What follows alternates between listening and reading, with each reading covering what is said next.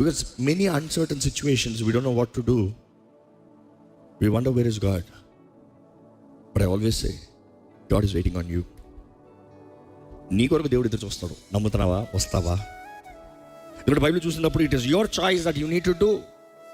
ఇక్కడ చూసినప్పుడు బైబిల్ మనం గమనిస్తాం, దేవుడు అంటాడు ఇశ్రాయేలు ప్రజలతో మాట్లాడు, వారు ముందుకెళ్ళమని చెప్పు, వారిని ముందుకెళ్ళమని చెప్పు. God wants us to go forward. ఈరోజు చాలామంది జీవితాలు ముందుకెళ్ళడానికి తెగిస్తలే, because uncertainty, looking at the challenges, your scared. దేవుడు అంటాడు నేను ఎర్ర సముద్రం 2 పాయలు చేస్తాను, కానీ నడవాల్సింది నువ్వే. ఎర్ర సముద్రం 2 పాయలు చేసేది దేవుడు. నిలిచి ఉండి చూడు, hope, keep up your peace. కానీ అది 2 పాయలు అయిన తర్వాత దాంట్లో దూచుకుని పోవాల్సింది నీవే, బాధ్యత నీదే. You see, sometimes we expect God to work and not us ready. We are not ready to work. We say, I can't do it, Lord, just do it. ఇందాక అన్నారు కదండి, రెక్కల మీద మోసుకుని పోతాలో, దేవుడు రెక్కల మీద మోసుకుని పోయాలని రాశాడు, కానీ ప్రతిరోజు వారు నడవాల్సిన అవసరం వచ్చింది. Without you walking in faith, God cannot do anything in your life. Sometimes you don't understand. Do what is right in the sight of God.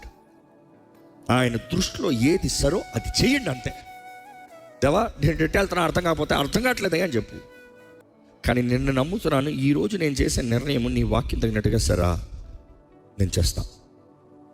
బైబిల్లో చూసినప్పుడు గమనించండి, అనేక సార్లు దేవుని ప్రజలు వారు ఇరుక్కుపోయిన పరిస్థితుల్లో వారు దేవునికి మొరపెట్టగా దేవుడు వారికి జవాబిస్తాం చూస్తాం.